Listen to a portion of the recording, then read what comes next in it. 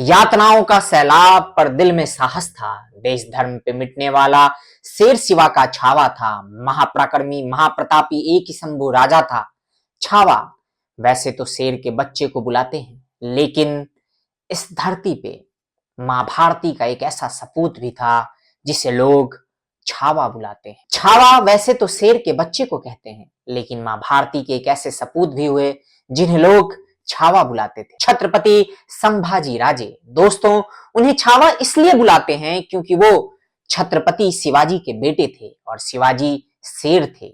आजकल हर जगह बस छावा छत्रपति शंभू राजे की बात हो रही है और ये सब कुछ दरअसल छावा मूवी के वजह से है। आप सब ने कई सारे वीडियोस और रील्स देखे होंगे जिसमें लोग सिनेमा हॉल से रोते हुए बाहर आ रहे हैं। बच्चे सिनेमा हॉल में छत्रपति का जय घोष कर रहे हैं। दरअसल ये सब उस मूवी के वजह से है जिसने एक बार फिर से मराठा प्राइड और मां भारती के ऊपर मर मिटने वाले शंभू राजे के ऊपर बनी है। मैं जो आप लोगों को बता रहा था कि किस तरीके से लोग सिनेमा हॉल से रोते हुए बाहर निकल रहे हैं और बच्चे जय घोष कर रहे हैं, दरअसल वो सब इसलिए है क्योंकि मूवी में जो यातनाएं दिखाई गई हैं, उन यातनाओं को देखने के बाद लोग इस तरीके से रिएक्ट कर रहे हैं। और ये यातनाएं छत्रपति संभाजी या शंभू राजे के ऊपर तब की जाती है औरंगजेब और मुगलों के द्वारा जब उन्हें बंदी बना लिया जाता है। और बंदी भी कैसे बनाया जाता है दोस्तों, ये एक अलग कहानी है, उसके बारे में भी मैं आप लोगों को बताऊंगा। लेकिन मैं बस इतना कहना चाहता हूं कि जब मैंने मूवी में वो यातनाएं देखी तो मैं खुद भावुक हो गया। जो यातनाएं छत्रपति संभाजी को औरंगजेब और मुगलों के द्वारा दी गई थी, वो इससे कहीं ज्यादा अधिक और ज्यादा भयावह थी। अंगुली के नाखूनों को एक एक करके खींचा गया था, उसके बाद उनके एक एक उंगली को काटा गया, उसके बाद सिरके से उनकी आंखों को निकाल लिया जाता है, फिर उन्हें बांधकर पूरे शहर में घुमाया जाता है, उनके ऊपर पत्थर फिकवाए जाते हैं। और ये सब कुछ औरंगजेब के द्वारा, औरंगजेब के आदेश पे, उसके इशारे पे किया जाता है ताकि वो किसी भी तरीके से छत्रपति संभाजी को और शंभू राजे को तोड़ना चाहता था। दरअसल वो ऐसा इसलिए करना चाहता था क्योंकि हम सभी जानते हैं कि औरंगजेब किस तरीके का निर्दयी और क्रूर शासक था। और इतिहास में ये लिखा गया है, बताया गया है कि किस तरीके से औरंगजेब ने तख्त को पाने के लिए अपने पिता शाहजहां और अपने भाइयों को मौत के घाट उतार दिया था और अपने पिता शाहजहां को कैद कर लिया था। वो इतनी प्रताड़नाएं उन्हें इसलिए भी दे रहा था क्योंकि वो चाहता था कि संभाजी महाराज धर्म बदल लें और उसका धर्म कबूल कर लें।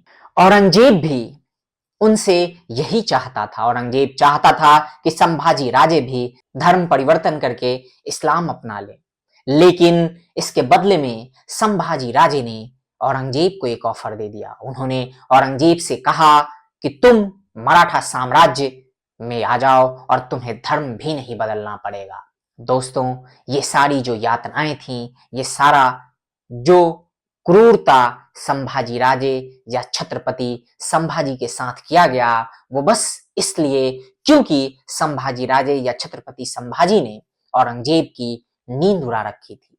उन्होंने मुगलों को कई बार परास्त किया। दोस्तों, अब सवाल उठता है ये कि आखिर उन्हें किस तरीके से कैद या बंदी बनाया जाता है। वो जिस तरीके के वीर थे, जिस तरीके से वो तलवार चलाते थे, या उनका युद्ध कौशल जो था, जिस तरीके से उन्होंने जो भी युद्ध लड़ा था, उन सब में जीते थे। वो कहते हैं कि उन्होंने टोटल 100 से ज्यादा युद्ध लड़े थे और उन सब में उन्होंने विजय श्री प्रसाद को चखा था। कोई भी ऐसा युद्ध नहीं था जिसे वो हारे हो।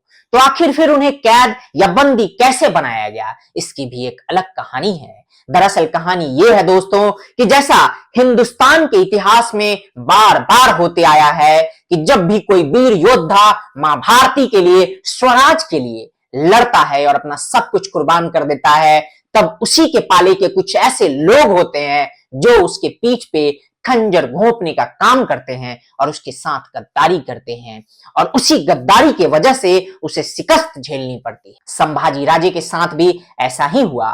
उनके साले, उनके खुद के साले गनु जी ने उनके साथ गद्दारी की और उन्होंने मुगलों को उनका पता बताया। पता था संगमेश्वर, जहां पे वो गुप्त मीटिंग करने वाले थे मराठों के साथ, अपने मराठा भाइयों के साथ, और वहां से वो प्रस्थान करने वाले थे औरंगजेब के ऊपर हमला बोलने के लिए। इसी बीच में गनु जी ने उनके इस गुप्त एड्रेस को मुगलों को बता दिया और फिर मुगलों के 10,000 सैनिकों ने उनके ऊपर आक्रमण कर दिया। जब वो संगमेश्वर में थे उस समय वहां पे मात्र 100 या उसके आसपास ही सिपाही थे, इंक्लूडिंग संभाजी राजे।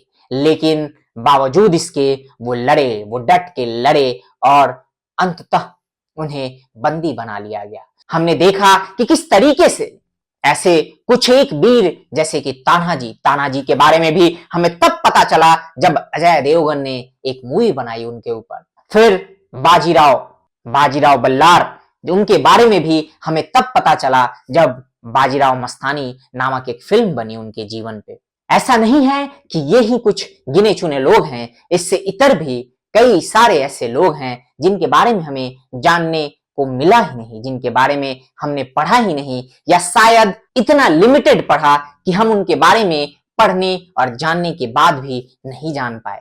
हमें उतना नहीं बताया गया जितना बताया जाना चाहिए था। और जब आप देखिएगा तो आपको इस तरीके के अनगिनत ऐसे वीर सपूत और वीर योद्धा मिलेंगे जिन्होंने इस धरती के लिए, इस माटी के लिए, इस देश के लिए अपना सब कुछ कुर्बान कर दिया। लेकिन ऐसा प्रतीत होता है कि जैसे उन्हें जानबूझकर इतिहास के पन्नों से हटाया गया हो या फिर उन्हें एक लिमिटेड स्पेस दिया गया हो। और जब मैं लिमिटेड स्पेस की बात कर रहा हूं तब मैं इसलिए कह रहा हूं क्योंकि याद कीजिए, आप सभी जाइए अपने बचपन में जब हम 10वीं, 8वीं, 5वीं या 12वीं कक्षा के छात्र थे, जब हमें एनसीईआरटी और सीबीएसई, आईसीएसई के टेक्स्ट बुक्स में या अलग अलग स्टेट बोर्ड के टेक्स्ट बुक में इनमें से किसी के बारे में भी नहीं बताया गया, या बताया गया भी तो एक लिमिटेड वर्जन बताया गया।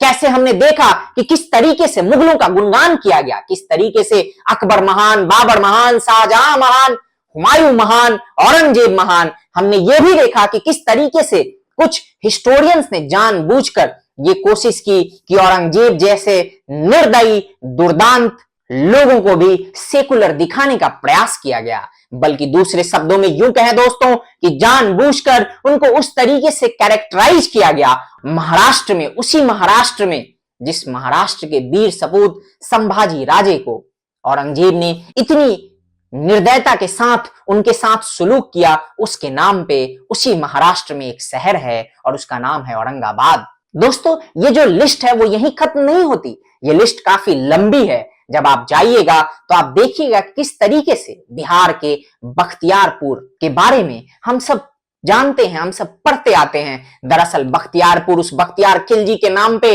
रखा गया है जिस बख्तियार खिलजी ने नालंदा विश्वविद्यालय को आग के हवाले कर दिया था।